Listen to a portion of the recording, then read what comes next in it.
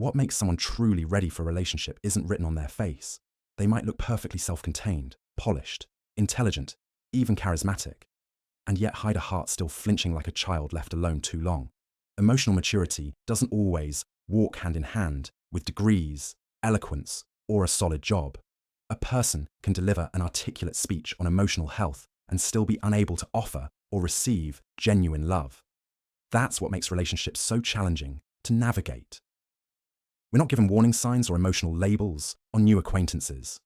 We walk in blind, hoping, often projecting what we want to see. And so, before plunging too deeply, it helps to pause and ask, what are the real markers of emotional maturity? What should we notice early before we hand over our trust? 1. The courage to love without armor. Can this person risk vulnerability, not just flirtation or chemistry, but real emotional exposure? Can they admit, without flinching or mocking themselves, that they long for closeness? That being loved deeply both excites and terrifies them? Can they allow you to care for them, not just on their terms, not with control, but with honest dependence? And could they do the same for you? Could they release the need to protect their independence like a shield, and instead allow intimacy to soften their edges? Can they stand being adored?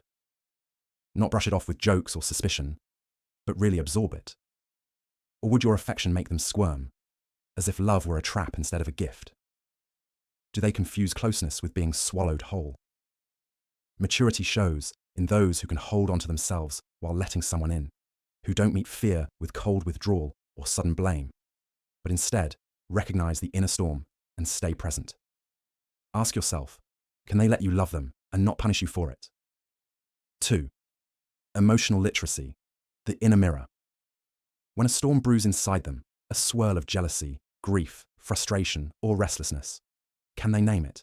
Do they possess the quiet strength to pause and say, something's rising in me, what is it? Or do they swat emotions away like flies they don't want to examine?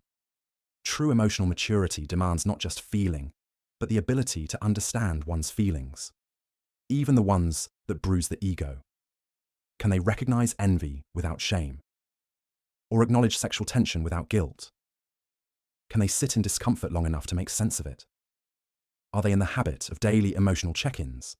Little internal conversations like, what am I actually feeling right now? Can they channel these reflections into honest self-expression, a journal, a quiet thought, a conversation? If you ask them to write a page titled, What I'm Feeling, today, would their words ring true, or would they hide behind vague optimism? Emotional maturity is not about being cheerful. It's about being honest with oneself first. 3. The strength to tell the hard truth. When it comes to sharing what makes them complicated, are they willing and able to do it without drama or disguise? Can they offer up their shadows without expecting you to fix them, or worship them, or run away? Can they describe their fears without theatrics and talk you through their tangled patterns with calm self-awareness? Or do they sugarcoat, dodge, or confuse you with half-truths and poetic diversions? If they ever had to leave, could they explain it cleanly, respectfully, without vanishing or blaming you for wounds they never voiced? Emotionally mature people know their pain isn't your responsibility to decode. They believe in dialogue not as performance, but as a bridge to clarity, even when the message is hard. Maturity doesn't lie to preserve comfort. It speaks to preserve respect. 4. The grace to receive criticism without collapse. How does this person respond when you hold up a mirror, even a gentle one? Do they recoil as if reflection were an accusation? Or can they meet your eyes and stay still, listening, even as discomfort stirs? Criticism, even when loving, is a sharp tool. In immature hands, it becomes a weapon, something to dodge, deflect, or use to wound back. But the emotionally mature understand it's not a personal insult, it's a chance. A moment of friction that, if handled well, can polish the relationship rather than crack it. Do they hear suggestions as personal rejection, or as information worth considering?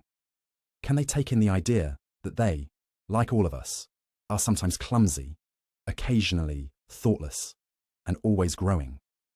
Perhaps most importantly, when they do feel hurt or exposed, can they tell you that, rather than retreating into silence or passive resentment?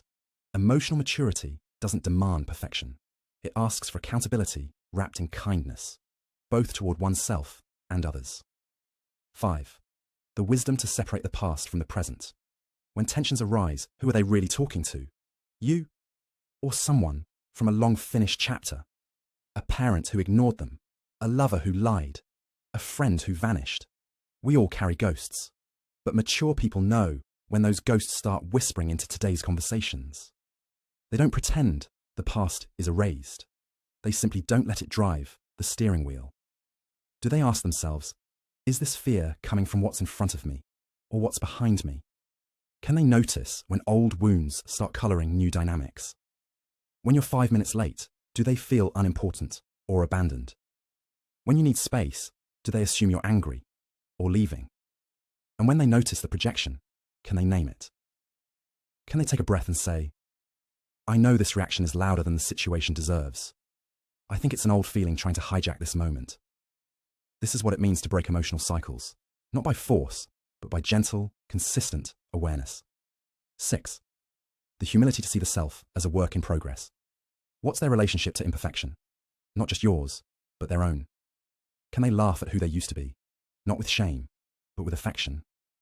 Do they recognize the parts of themselves still under construction? True maturity isn't about being healed or done. It's about walking into each day with curiosity about your own inner landscape. Asking yourself not just, who hurt me, but also, where do I still cause harm? Have they apologized, not only when caught, but when they realize they fell short? Can they hold a mirror up to themselves without turning away? And do they believe, deeply, that being emotionally mature doesn't mean being emotionless, but being responsible for what spills out? Do they see therapy, reflection, or emotional learning not as signs of being broken, but as rituals of growth? Mature people know that improvement is never over, and that being lovable doesn't mean being flawless. And then, the harder turn. Could you do the same? After all the questions you've asked of someone else, the real reckoning begins. Can you ask them of yourself? Could you recognize when you're drawn to someone not because they're right, but because they're familiar, even if familiar means emotionally unavailable, unpredictable, or hard to please? Could you accept that even a dazzling person, funny, beautiful, magnetic, may not be the right one if they haven't grown in the ways that matter? Could you resist the temptation to rescue someone, or wait endlessly for potential to bloom, just because you don't want to be alone again? And most painfully, if someone turns out to be the wrong match, could you walk away? Not with dramatic exits or rage, but with quiet dignity. This is the moment where maturity doesn't just live in thought. It's revealed in action. The ultimate act of maturity. Saying goodbye to the wrong fit. To say no, not because you're bitter, but because you're clear. To leave, not because you don't care, but because you finally do. For yourself. Emotional maturity is 1,000 small acts, pausing before reacting, choosing not to punish when hurt, naming feelings rather than acting them out, apologizing without prompting, listening to understand instead of to defend. And sometimes it's the final act, the hardest one, that defines it most clearly. Being able to say with a steady voice and an open heart, this is not enough for the person I'm becoming. To let go of what dazzles but doesn't nourish, what excites but doesn't sustain, is not cold. It's loyal to your future, to your healing, to your peace. Because ultimately, the most grown-up thing we can do is to know when to stay and when to gracefully walk away.